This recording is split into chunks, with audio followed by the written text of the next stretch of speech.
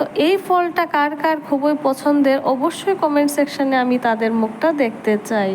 আমার তো বাতাবি লেবু মাখা মানে আমার একটা ছোটোবেলার ইমোশন, যে ছোটোবেলা থেকে আমরা বাতাবি লেবু মাখা এত খেয়েছি যে এটাই আমাদের খুব পছন্দের একটা জিনিস।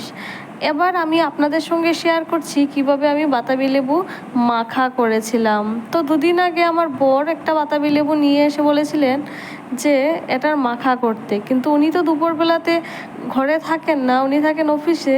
তো আমি ভাবলাম একা একা বাতাবি লেবু মাখা করব, এতটা মাখা আমি কী করে খাবো একা। তো আজকে ভাবলাম আমি বাতাবি লেবুটা নষ্ট হয়ে যাচ্ছে, তো আমি মাখাটা করেই নিই। যেই ভাবা সেই কাজ। তো আমি অর্ধেকটা বাতাবি লেবু মাখা এখন করব আর অর্ধেকটা রেখে দেব কালকের জন্য।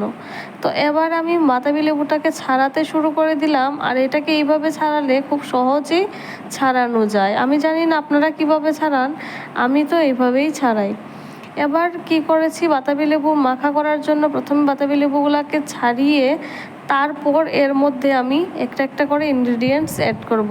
তার আগে আমি এটা বলে দিই যে ছোটোবেলাতে আমাদের বাড়িতে দুটো গাছ ছিল। একটা গাছের মধ্যে এরকম পিঙ্ক কালারের বাতাবি লেবু হতো, আর একটা গাছের মধ্যে হোয়াইট কালারের বাতাবি লেবু হতো। এবার আমাদের আসাম আর ত্রিপুরাতে বাতাবি লেবু গাছ প্রচুর পরিমাণে হয়, আর এই সিজনেই এটা খুব ভালো হয়।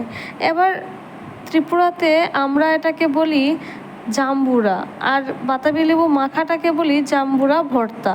তা এবার আমি কি করে বানাচ্ছি আপনারা দেখে নিন। আমি দিয়ে দিচ্ছি নুন দেওয়ার পর আমি একটু সর্ষে তেল দিয়ে দিচ্ছি, আর সর্ষে তেল দেওয়ার পরে আমি এটাকে মিক্স করে নিচ্ছি। সর্ষে তেলটা দিলে মুখের মধ্যে টক ভাবটা কম লাগবে।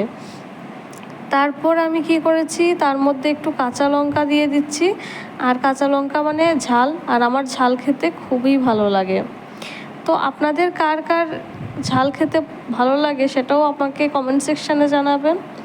তো কাঁচা লঙ্কাগুলো কাটতে কাটতে মনে মনে ভাবছি যে আমাদের বাড়িতে কতই না বাতাবি লেবু হতো আর কত খেতাম, কিন্তু এখন বাতাবি লেবু খেতে হলে আমাদের বাজার থেকে গিয়ে কিনে খেতে হয়। তো এতটুকু মাখার পর আমার লাগছিল কিছু একটা ইনকমপ্লিট। তারপর আমি দিয়ে দিলাম একটু তেঁতুল দিয়ে যখন মাখছিলাম তখন আমার মুখে জল চলে আসছিল, আর এখন ভয়েস ওভার দিতে দিতেও আমার মুখে জল চলে আসছে। তো তারপর আমি কি করেছি, তেঁতুল দিয়ে মেখে খেয়ে নিয়েছি।